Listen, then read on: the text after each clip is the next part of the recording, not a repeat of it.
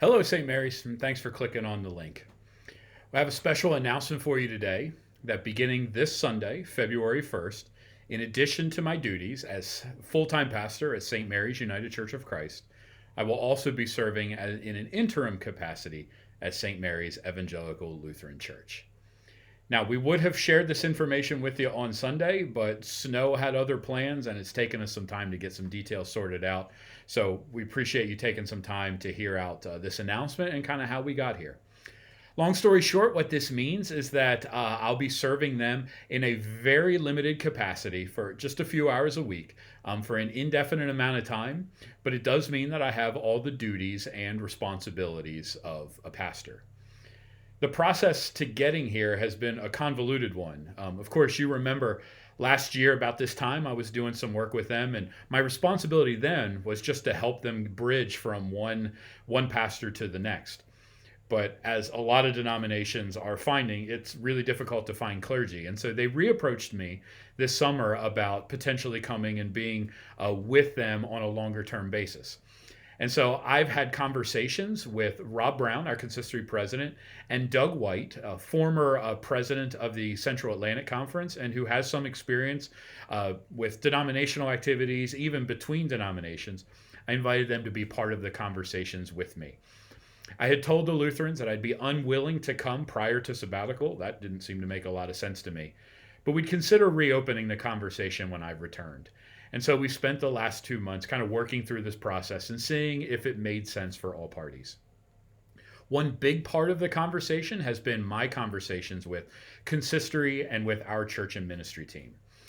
Both groups were really clear that they were excited to help the Lutherans as best they could, but they were also really clear about their real concerns for me and about my workload and how all this would work out. I'm really grateful for those conversations, that they were super honest with me, and were looking out for me and for the best interests of the church. And I want you to know that those conversations weren't always easy, but they were always vulnerable and honest. I'm grateful for that process. And I'm also grateful that at the end of them, they said, well, we're in Silver Run. How could we say no to a neighbor who needs our help? And so we said, we're going to move forward and see how this works. And so my responsibilities are really simple. I'm responsible for Sunday morning worship. I'm responsible for some pastoral care, meaning some visitations with some shut-ins that haven't been seen in some time. Of course, any emergencies that may arise.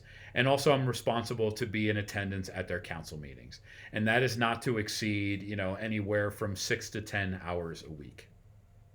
Now, because this is a new venture, and new ventures always mean some things that we couldn't anticipate, we have agreed to a 3-way agreement to provide boundaries and expectations for all parties involved. We base this agreement on a previous agreement that we've already had when I was doing entrepreneurial ministry with the Keep Until. We had a very similar agreement where we outlined everybody's responsibilities and their responsibilities to one another. And so we use that as a model. Long story short, what that 3-way agreement says is that St. Mary's UCC is my full-time call, and nothing shall interfere with the execution of my duties. It also means that we commit to supporting one another in mutual ministry. And it also means that my agreements with both congregations are the purview of those congregations. And so my work with the Lutheran Church is just with them, and my agreements with them are just with them, just as my work here and my agreements with you all are just with you. But most critically, and I want you to know this, is that we understand that this could go off the rails. Maybe it doesn't work. Maybe it's harder than we thought. And so we built into that agreement an opportunity for us to get together every 90 days to evaluate this arrangement and just say, does this work?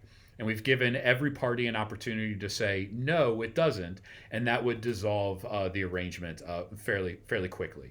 And so it's not that I'm there forever and I can't get out, or you all can't get out if it's a problem. We built in some real evaluation and discernment as we lean into this and try to figure out how this might work together. So finally, what does it mean for you all? Honestly, not a whole lot. The biggest change is that you won't see me quite so early on Sunday mornings. I won't be getting here until about 10 o'clock or so, which means that I'm super grateful for our greeters and folks who come in to make sure that the church is on and it's set up and everything is welcoming and inviting for Sunday school and also for worship. So thank you, greeters, for helping me out with this. But beyond that, you're not going to notice a whole lot. It will mean that we'll do some things together, and you'll hear us talking about some mutual ministry together. For instance, we're almost certainly going to be doing our Lenten services the same way we did last year, sharing them with them and going back and forth. That was a great success, and we're looking forward to doing that again. It also means we're discussing the opportunity to do some Sunday morning worship together. And so we're looking at fifth Sundays as an opportunity to do that, and you'll hear more as those arrangements come together. But long story short, why are we doing this? Why did I agree to this? Well, Silver Run is a really great place to do ministry, and I'm so thankful for my ministry here. And when I came back from sabbatical, a lot of you heard me say that it is good to be home. Silver Run indeed is home. But one of the things that I love about my ministry here is that my ministry never stays within the walls.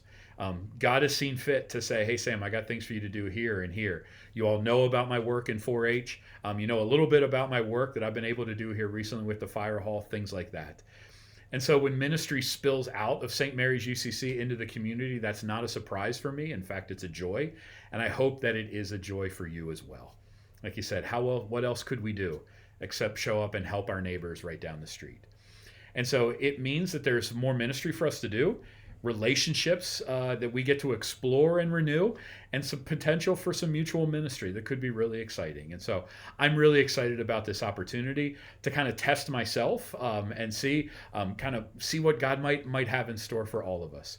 And I hope that you'll join me in that. You'll join me in prayer, join me in encouragement, and join me in participation in trying to see what the next chapter for all of us is as we're post-sabbatical and into this new chapter of this relationship between St. Mary's UCC and Evangelical Lutheran.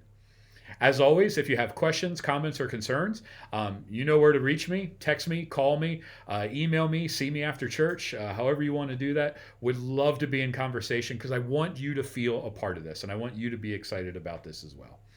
But thanks so much for listening again and for hearing this out. Again, sorry that we couldn't do this in person. It's taken some time to bring things together, and then the snow hit us. And who knows, the snow may hit us again this week. So we'll see what happens. So forgive this, but I hope you have a little better picture about what's coming, and that you'll join me in prayer over all of it. So friends, until I'm able to see you next, peace and good, y'all.